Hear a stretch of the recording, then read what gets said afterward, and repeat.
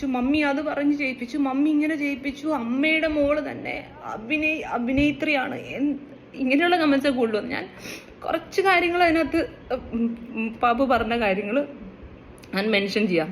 കാരണം പറയുമ്പോൾ കൊച്ചിനെ പറഞ്ഞു കഴിഞ്ഞാൽ അത് വിഷമാവും എനിക്ക്. അതിന് ക്ലാരിറ്റി പറഞ്ഞേ പറ്റുള്ളൂ. അപ്പൊ ബാല അമൃത വിഷയം 10 വർഷമായിട്ട് ഒരു മാറ്റവുമില്ല. 10 വർഷമായിട്ട് ഇവർ തമ്മിലുള്ള പോര് മുറുകയാണ്. ഈ പോര് മൊത്തം നടക്കുന്നത് എവിടെയാ? സോഷ്യൽ മീഡിയയിൽ. ഇത്രയും നാളും ഞാൻ എന്താ പൊട്ടനാ എന്ന് ചോദിച്ച് ഈ കേരളത്തിലുള്ള ആൾക്കാരെ മുഴുവൻ പൊട്ടനാക്കിക്കൊണ്ടിരിക്കുന്ന ബാലയുടെ കുറച്ച് കള്ളത്തരങ്ങൾ ഈ വീഡിയോയിൽ നമ്മൾ പൊളിച്ചെടുക്കുന്നുണ്ട്. അപ്പോൾ അതുകൊണ്ട് തന്നെ നിങ്ങൾ വീഡിയോ ഫുള്ള് കാണാൻ ശ്രമിക്കുക. അപ്പോൾ ആദ്യമായിട്ട് ആരെങ്കിലും കാണുന്നുണ്ടെങ്കിൽ, അപ്പോൾ നമ്മുടെ ചാനലിൽ സബ്സ്ക്രൈബ് ചെയ്യാത്തവരുണ്ടെങ്കിൽ ചാനലും കൂടി ഒന്ന് സബ്സ്ക്രൈബ് ചെയ്തിട്ട് കാണാൻ ശ്രമിക്കുക. അപ്പോൾ നമുക്ക് ബാലയുടെ കുറച്ച് കള്ളത്തരങ്ങൾ എന്താണ്. ഈ ബാല ഈ അരുൺകുമാറിനെ, റിപ്പോർട്ടർ ചാനലിൽ അരുൺകുമാറിനെ ഇത്രയധികം രോഷാകുലനായിട്ട് കൊട്ടേ എന്നൊക്കെ വിളിച്ചിട്ട് ഈ ഒരു തഗ് ഡയലോഗുകൾ അടിക്കുന്നതെന്ന് അറിയാമോ? അമൃതയുമായിട്ടുള്ള ഒരു ഇൻ്റർവ്യൂ ഉണ്ടായിരുന്നു. അപ്പോൾ അതിനകത്ത് കുറച്ച് കാര്യങ്ങൾ അമൃത വെളിപ്പെടുത്തുന്നുണ്ട്. അപ്പോൾ തൻ്റെ ജീവിതം തകർത്തത് മൊട്ട അരുൺകുമാറാണ് എന്ന് പറഞ്ഞിട്ട് അരുൺകുമാറിനെ തഗ് ഡയലോഗുകൾ അടിച്ച് വെല്ലുവിളിക്കുകയാണ് ഈ ബാല. അപ്പോൾ ഇവർ തമ്മിലുള്ള ഇഷ്യൂ ഉണ്ടാകാനായിട്ടുള്ള കാരണം, ഇപ്പോഴും എന്തുകൊണ്ടാണ് ഇവർ തമ്മിലുള്ള ഈ ഇഷ്യൂ നടക്കുന്നത്? പ്രശ്നം ക്യാഷ് തന്നെയാണ്. ഈ ഡിവോഴ്സ് സമയത്ത് കുറച്ച് സെറ്റിൽമെൻറ്റും കാര്യങ്ങളൊക്കെ നടത്തും. അപ്പം അതിനെ ചൊല്ലിയുള്ള ഇഷ്യൂ ആണ്. നമ്മൾ നേരത്തെ ഒരു വീഡിയോ ചെയ്തിട്ടുണ്ടായിരുന്നു. അതിനകത്ത് ഞാൻ പറയുകയും ചെയ്തായിരുന്നു, കറക്റ്റ് കാര്യം നമുക്ക് അറിയാത്തത് കൊണ്ട് നമുക്കിത് ഏത് രീതിയിൽ എടുക്കണം എന്ന് പറയാൻ പറ്റത്തില്ല. കാരണം ഇപ്പോൾ അമൃത അത് വ്യക്തമാക്കിയിട്ടുണ്ട്. അപ്പോൾ നമുക്ക് അമൃത പറയുന്ന ആ കാര്യം കൂടെ നമുക്ക് കേൾക്കാം. അപ്പോൾ ഇവർ തമ്മിലുള്ള ഈ ഇഷ്യൂവിനെ കുറിച്ചിട്ട് വ്യക്തമായിട്ടുള്ള ഒരു വോയിസ് നമുക്ക് കേൾക്കാം. മകളുടെ പേരിൽ ഒരു ഇൻഷുറൻസ് തുടങ്ങണമെന്നും തുടർച്ചയായി 7 വർഷത്തേക്ക് 1 ലക്ഷം രൂപ വീതം ബാല ഇൻഷുറൻസ് അടയ്ക്കണമെന്നും കരാറിൽ എഴുതിയിട്ടുണ്ടായിരുന്നു. എന്നാൽ ബാല തന്നെ പിന്നീട് വ്യാജമായ ഡോക്യുമെന്റുകൾ ഉണ്ടാക്കി ഈ ഇൻഷുറൻസ് ക്യാൻസൽ ചെയ്തുവെന്ന് അമൃത സുരേഷ് പോലീസിൽ പരാതിപ്പെട്ടിട്ടുണ്ടായിരുന്നു. അതിന്റെ ഈ ഒരു വോയിസിൽ എല്ലാ കാര്യവും വ്യക്തമാണ്. ഇതാണ് സംഭവം. ഇവർ തമ്മിലുള്ള ഇഷ്യൂവിന് കാരണം ഇതാണ്. എന്നിട്ട് ഇപ്പൊ കേസും കാര്യങ്ങളും ആയപ്പോൾ തൻ്റെ പേരിൽ ഒരു സ്വത്തുക്കളുമില്ല. എല്ലാ സ്വത്തുക്കളും തൻ്റെ 3ാമത്തെ ഭാര്യയായ കോകിലയുടെ പേർക്കും അമ്മയ്ക്കും എഴുതി കൊടുത്തു. ഇപ്പം ഞാൻ പാപ്പരാണ് എന്ന് പറഞ്ഞിട്ട് ഒരു ഉടായിപ്പുമായിട്ട് ബാല വന്നിട്ടുണ്ട്. ഇവിടെ നമ്മൾ ചിന്തിക്കേണ്ട ഒരു കാര്യം, ഈ അമൃത ആർക്ക് വേണ്ടിയാണ് ഫൈറ്റ് ചെയ്യുന്നത്? ഈ ബാലയിൽ അമൃതയ്ക്കുണ്ടായ കുട്ടിക്ക് വേണ്ടിയിട്ടാണ്. പാപ്പു എന്ന് പറയുന്ന ആ മോൾക്ക് വേണ്ടിയിട്ടാണ് ഈ അമൃത ഫൈറ്റ് ചെയ്യുന്നത്. സ്വന്തം കുഞ്ഞിന് കൊടുക്കേണ്ട കാര്യങ്ങളിൽ കൃത്രിമം കാണിച്ചിരുന്ന രേഖാമൂലമുള്ള പേപ്പറുകളെല്ലാം മുക്കി, എന്നിട്ട് ഇപ്പം സത്യസന്ധനായിട്ട് മറ്റുള്ളവരുടെ മുന്നിൽ നടിക്കുകയാണ്. എന്നെ ജീവിക്കാൻ സമ്മതിക്കുന്നില്ല, 10 വർഷം ഞാൻ പോരാടുകയാണ് എന്നൊക്കെ പറഞ്ഞ് ഉടായിപ്പുമായിട്ട് ഈ ബാല വന്നിട്ടുള്ളത്. ഇങ്ങേര് കുറച്ച് മുന്നേ ഒരു വീഡിയോ ഇട്ടപ്പോഴത്തേക്ക് അതിനകത്ത് പറയുന്നുണ്ടായിരുന്നു, ഈ കോകില പറയുന്നുണ്ടായിരുന്നു, അവരുടെ വീട്ടിലെ ഈ ഇത്രയും നായ്ക്കൾക്ക് ഫുഡ് കൊടുക്കുമ്പോൾ ഈ 50,000 രൂപ ചിലവ് വരുന്നുണ്ട്.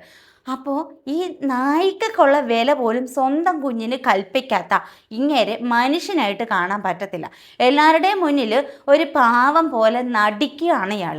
ഇപ്പോഴും ഇയാളുടെ ഉടായ്പകൾ മനസ്സിലാക്കാതെ ഇങ്ങേരെ സപ്പോർട്ട് ചെയ്യുന്ന നമ്മുടെ മലയാളികൾ ഉണ്ട് എന്നുള്ളതാണ്. നമ്മൾ ഇത്രയും നാളും കുറ്റം പറഞ്ഞുകൊണ്ടിരുന്നത് അമൃതയാണ്. അമൃത സ്വത്തിന് വേണ്ടിയിട്ടാണ് ഈ ബാലയുമായിട്ട് ഈ പ്രശ്നങ്ങൾ ഉണ്ടാക്കുന്നത് എന്നും പറഞ്ഞിട്ട് ഇപ്പം തന്നെ ബാല പറയുന്നുണ്ട്. ബാല പറയുന്ന ആ ഒരു കാര്യം ഒന്ന് കേട്ടു. என் தம்பி தான் அனுப்பு. இதுக்கு முன்பு ஒண்ணுமே வேண்டான்னு പറഞ്ഞ ആളുകൾ, ഒന്നുമേ വേണ്ടാന്ന് മീഡിയ മുമ്പ് അഭിനയിച്ച് കരഞ്ഞ് ക്യാമറ മുമ്പ് അഭിനയിച്ച് കരഞ്ഞ ആളുകൾ എന്നെ വിളിച്ച് വരുത്തി വയ്യാതിരിക്കുന്ന സമയത്ത് 9-ാം തീയതി തോന്നുന്നു വയ്യാതിരിക്കുന്ന സമയത്ത് എന്നെ മീഡിയയ്ക്ക് മുന്നിൽ വിളിച്ചു വരുത്തി ഒന്നുമേ വേണ്ടെന്ന് പറഞ്ഞ ആളാണ് അമൃത. ഇപ്പോൾ അമൃതയ്ക്ക് സ്വത്തുക്കൾ ആവശ്യമുണ്ട് എന്ന് പറഞ്ഞ് വന്നു എന്നാണ് ഇയാൾ ആരോപിക്കുന്നത്. ആദ്യം നമ്മൾ ചിന്തിക്കേണ്ടത്, ഈ ഭാര്യ ഇപ്പം ഡിവോഴ്സ് സമയത്ത് ഭാര്യയ്ക്കൊന്നും വേണ്ട എന്ന് പറഞ്ഞാലും കുട്ടിയുണ്ടെങ്കിൽ കുട്ടിക്ക് ജീവനാംശം കൊടുക്കണം. കുട്ടിക്ക് ജീവനാംശം മാസം തോറും കൊടുക്കാത്തവർ ഒരു സെറ്റിൽമെൻറ്റ് എമൗണ്ട് കുട്ടിയുടെ ഭാവിയെ കരുതിയിട്ട് വിദ്യാഭ്യാസം, മാരേജ് ഇതെല്ലാം കണക്ക് കൂട്ടി ഇതിൽ ഇൻഷുറൻസ് ചേരുകയും കുട്ടിയുടെ പേരിൽ ഈ ഇൻഷുറൻസ് മുടങ്ങാതെ അടച്ചുകൊള്ളാൻ കൊള്ളാമെന്നുള്ള എഗ്രിമെൻ്റ്, ആ ഒരു സെറ്റിൽമെൻറ്റ് നടത്തിയിട്ടാണ് ഈ ഡിവോഴ്സ് ഇവരുടെ കഴിഞ്ഞിട്ടുള്ളത്. അപ്പോൾ അതിലാണ് കൃത്രിമം കാണിച്ചിട്ടുള്ളത്. ഈ നായ്ക്കൾക്ക് വേണ്ടി 50,000 രൂപ ചിലവാക്കുന്ന ഇയാൾ ഈ സ്വന്തം കുഞ്ഞിന് വേണ്ടിയിട്ട് ആ ഒരു ഇൻഷുറൻസ് പോലും ഇയാൾക്ക് അടയ്ക്കാനുള്ള മനസ്സ് ഇല്ലാതെ പോയല്ലോ.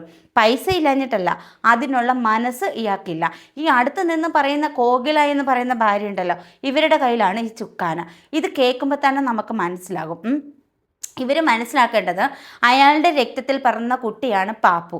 ആ കുട്ടിക്ക് കൊടുക്കാൻ കോടതി നിശ്ചയിച്ച, കോടതിയിൽ വെച്ച് നടന്ന സെറ്റിൽമെൻ്റാണ് തിരിമറി നടത്തി അത് മുടക്കിയിട്ടിരിക്കുന്നത്. അപ്പോൾ അതിനെതിരെ അമൃത ഫൈറ്റ് ചെയ്യുക തന്നെ വേണം. കാരണം ആ കുട്ടിക്ക് വേണ്ടി സംസാരിക്കാൻ അമൃത മാത്രമേ ഉള്ളൂ, അതിന് അമ്മ മാത്രമേ ഉള്ളൂ. സിംഗിൾ പേരൻ്റാണ്, അമ്മ മാത്രമേ ഉള്ളൂ, അച്ഛനില്ല. അച്ഛൻ ജീവിച്ചിരിക്കുന്നെങ്കിലും ആ കുട്ടിയുടെ ഒരു കാര്യങ്ങളും നോക്കാത്ത ഒരാളെ നമുക്ക് അച്ഛൻ എന്ന് പറയാൻ പറ്റില്ല. അപ്പോൾ ഇത്രയധികം 200 കോടി 250 കോടി എങ്ങാണ്ട് സ്വത്തുക്കളുള്ള ഒരാൾ ഈ ഒരു ചെറിയ തുക 250 കോടി 300 കോടി എന്നൊക്കെ പറയുമ്പോൾ അത് വെച്ചിട്ട് ഈ ഒരു ഇൻഷുറൻസ് എമൗണ്ട് വളരെ ചെറുതാണ്. അപ്പോൾ അതുപോലും തൻ്റെ രക്തത്തിൽ പിറന്ന കുട്ടിക്ക് കൊടുക്കാൻ മനസ്സ് കാണിക്കാത്ത ഇയാളെ എന്തിനാണ് ആൾക്കാർ ഈ സപ്പോർട്ട് ചെയ്യുന്നത്? അപ്പോൾ ഞങ്ങളും ലോയറൊക്കെ കൂടെ നോക്കുന്ന സമയത്ത് ഞങ്ങളുടെ മാരേജ് എഗ്രിമെൻറ്റിൻ്റെ ഒരു കോപ്പി അതിനകത്ത് അവരുടെ സൈഡിൽ നിന്ന് വെച്ചിട്ടുണ്ടായിരുന്നു. അപ്പം ആ ഡോക്യുമെൻറ്റ്സ് ഞങ്ങൾ പരിശോധിച്ചപ്പോൾ അതിലൊരു പേജ് മൊത്തത്തിൽ വേറെയാണ്, എൻ്റെ സിഗ്നേച്ചർ അടക്കം വേറെയാണ്.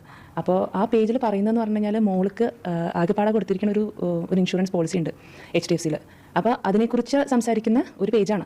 അപ്പോൾ അതിനകത്ത് എന്താ മകൾക്ക് മെച്യൂർ ആയതിനു ശേഷം മാത്രം അവർക്ക് മാത്രമേ എടുക്കാൻ പാടുള്ളൂ എന്നൊക്കെ ഡീറ്റെയിൽ ആയിട്ട് എഴുതിയിരിക്കുന്ന ഒരു കാര്യമാണ്.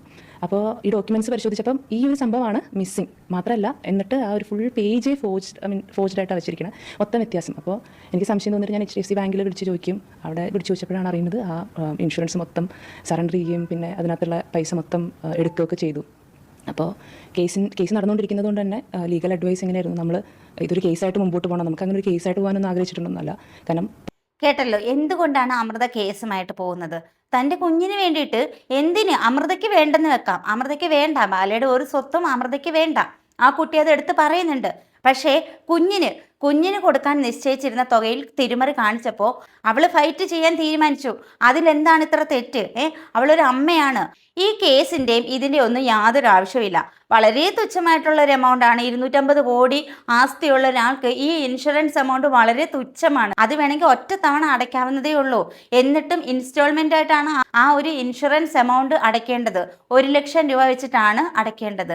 അപ്പോൾ അതുപോലും വീട്ടിലെ നായ്ക്കുട്ടിക്ക് 50,000 രൂപ ചിലവാക്കാൻ അയാൾക്ക് പറ്റും. അപ്പോൾ ഈ ഇൻഷുറൻസ് എമൗണ്ട് 1 ലക്ഷം രൂപ വെച്ചിട്ട് ഇടാൻ പോലുള്ള ഒരു ആസ്തി, ഒരു പെൺകുഞ്ഞാണ്. അതിൻ്റെ വിദ്യാഭ്യാസം, അതിൻ്റെ മാരേജ്, അതിൻ്റെ ലൈഫ്, അതിൻ്റെ ഭാവി, ഇതെല്ലാം വെച്ചിട്ടാണ് ഈ ഒരു ഇൻഷുറൻസ് എമൗണ്ട് അടയ്ക്കാൻ വേണ്ടിയിട്ട് തീരുമാനിച്ചത്. അപ്പോൾ അതുപോലും കൊടുക്കാൻ ഇയാൾക്ക് കഴിയുന്നില്ല. ഇയാൾ എപ്പോഴും വന്ന് പറയുമല്ലോ, പാപ്പു ആണ് എൻ്റെ ലോകം, പാപ്പു ആണ് എൻ്റെ ജീവൻ, പാപ്പു എൻ്റെ എല്ലാമാണ്, പാപ്പു എൻ്റെ തങ്കമാണ്, മറ്റതാണ് മറിച്ചതാണ് എന്ന് എല്ലാ വീഡിയോയിലും പറയുന്നുണ്ട്.